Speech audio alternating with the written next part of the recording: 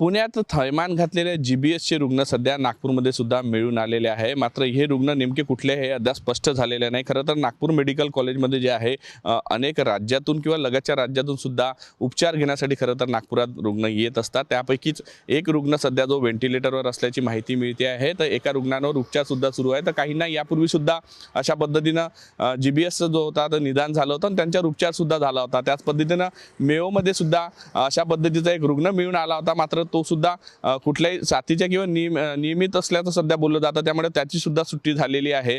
नागपूर महानगरपालिकेने पोलिओमध्ये एक सर्वेलन्स सुद्धा केलं होतं। त्यामध्ये पोलिओ सर्वेलन्समध्ये सुद्धा 5 ते 6 लहान मुलांमध्ये अशा पद्धतीने GBSचा जो होता ते निदान झाल्याचं समोर आलं। मात्र ते सुद्धा रुग्ण बरे आहे। त्यामुळे नागपुरात जरी रुग्ण मिळून आले असले तरी भीतीचं कारण कुठलं नाही। फक्त नागपुरात सध्या मेडिकल कॉलेजमध्ये जो आहे एक रुग्ण आहे तो व्हेंटिलेटरवर आहे आणि त्याच्यावर उपचार सुरू असल्याची माहिती सध्या मेडिकल प्रशासनाकडून दिली जात आहे। मात्र मेयोमध्ये अशा पद्धतीने कुठलाही पेशंट सध्या जो आहे तो व्हेंटिलेटरवर नाही किंवा एकच होता रुग्ण मिळून आला होता तो जानेवारी महिन्यामध्ये आणि तो सुद्धा बरा असल्याची माहिती जी आहे सध्या प्रशासनाकडून दिली जाते।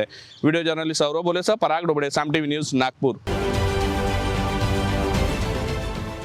देश विदेशातील प्रत्येक घडामोडींचे लाईव्ह अपडेट मिळवण्यासाठी आता साम टीव्हीच्या सर्व सोशल मीडिया प्लॅटफॉर्मला लाईक, फॉलो आणि सबस्क्राईब करा। तसंच सर्व नोटिफिकेशनसाठी बेल आयकॉन प्रेस करायला विसरू नका।